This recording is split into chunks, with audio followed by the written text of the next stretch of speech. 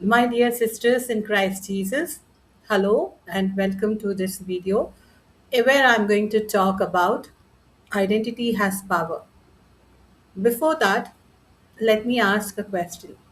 What if the attack on women that we should see today is not cultural, it is not social, not modern, but it is an ancient thing?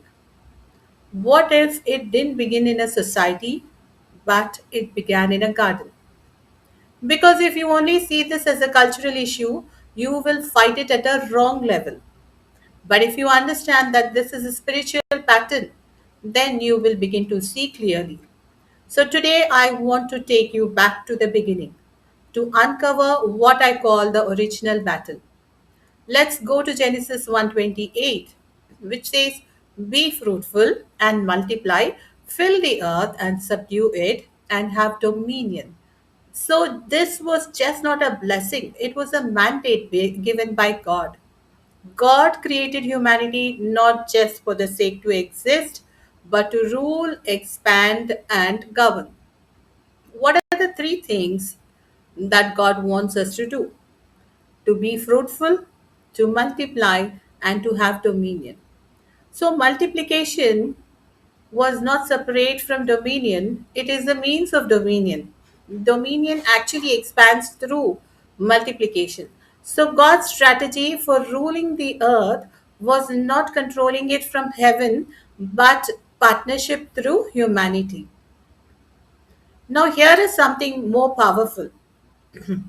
Genesis 1:27 says, God created mankind in his own image. In the image of God, he created them. Male and female, he created them. Dominion was not given to man alone, it was given to both. But the privilege of multiplication was entrusted uniquely to women. Why? Because she carries life, continuity, and generational transfer. This means something very important. The future of dominion flows through her capacity to multiply. So she is not secondary to the plan of God, but she is central plan of God's creation. Without her, the mandate cannot be fulfilled. So if you want to understand the intensity of the attack, you must understand the importance of a woman's role and her identity. Now let's introduce what was the conflict. Before humanity ever fell, there was already rebellion. Satan desired what God had given to humanity, and that is the authority. Why? Because he could not create anything and he can't multiply life. So he used a tool called deception and he wanted to deceive mankind instead of building his own dominion. He chose to corrupt God's system. And where did this begin? Not randomly, but targeting the woman. Why woman? Because if you disrupt the one who carries multiplication, you disrupt the entire future. Notice very carefully how did the enemy begin. He did not begin by force or by warfare, but he began with a very simple conversation which is mentioned in Genesis chapter 3. Now the serpent was more crafty than any of the wild animals the Lord God had made. He said to the woman, "Did God really say, 'You must not eat from any tree in the garden?'" The woman said to the serpent, "We may eat fruit from the trees in the garden, but God did say, 'You must not eat from the tree that is in the middle of the garden, and you must not touch it or you will die.'" "You will not certainly die," the serpent said to the woman. "For God knows that when you eat from it, your eyes will be open and you will be like God, knowing good and evil." So look at the three things or three tools that the serpent had used. One is God's word, God's intention, and identity. He begins asking, "Did God really say?" That was the first strategy. Why did he use it? For destroying the truth. The distortion of truth, because if identity is confused, then dominion is weakened. The enemy understood something very clearly. If the woman could be deceived, the flow of dominion could be interrupted. So the battle was never about a fruit, it was all about authority. Now let's connect this to today's world.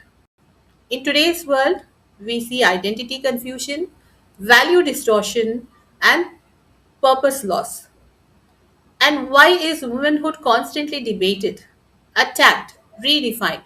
Because this is not new, it is a continuation of an ancient strategy that began in the garden and it is still manifesting in the culture.